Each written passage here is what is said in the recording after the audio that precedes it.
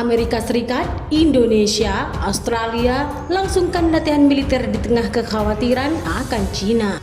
Panglima Komando Indo-Pasifik Amerika Serikat Laksamana John C. Aquilino didampingi Panglima TNI Jenderal Andika Perkasa dalam konferensi pers latihan militer gabungan Super Garuda Shield 2022 di Batu Raja. Militer Amerika Serikat, Indonesia, dan Australia melangsungkan latihan menembak dengan senjata api sungguhan pada hari Jumat 12 Agustus sebagai bagian dari latihan tempur gabungan tahunan Super Garuda Shield 2022 di Sumatera di tengah meningkatnya aktivitas maritim Cina di kawasan Indo-Pasifik. Kantor berita Reuters memberitakan lebih dari 5.000 personel dari Amerika Serikat, Indonesia, Australia, Jepang, dan Singapura berpartisipasi dalam latihan tahun ini, menjadikannya yang terbesar sejak dimulai pada 2009. Latihan yang diperluas itu dipandang oleh Cina sebagai ancaman. Media pemerintah Cina menuduh Amerika Serikat membangun aliansi Indo-Pasifik yang mirip dengan NATO untuk membatasi pengaruh militer dan diplomatik Cina yang berkembang di wilayah tersebut. Inggris, Kanada, Prancis, India, Malaysia, Korea Selatan, Selandia Baru, Papua Nugini, dan Timur Leste juga mengirim pengamat mereka ke latihan tersebut yang dimulai awal bulan ini.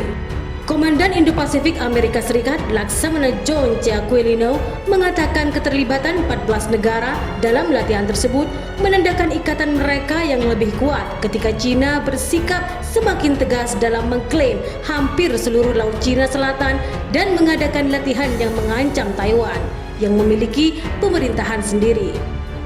Tindakan destabilisasi Republik Rakyat Cina seperti yang tercermin pada aktivitas-aktivitas mereka yang mengancam Taiwan adalah apa yang kita coba hindari, katanya pada konferensi pers bersama dengan Panglima TNI Jenderal Andika Perkasa di Batu Raja, kota pesisir di Provinsi Sumatera Selatan. Kami akan terus membantu mewujudkan Indo-Pasifik yang bebas dan terbuka dan siaga dalam menanggapi segala kemungkinan, kata Aquilino. Indonesia dan Cina secara umum menikmati hubungan positif, tetapi Jakarta telah menyatakan keprihatinan tentang apa yang dilihatnya sebagai perambahan Cina di zona ekonomi eksklusifnya di Laut Cina Selatan.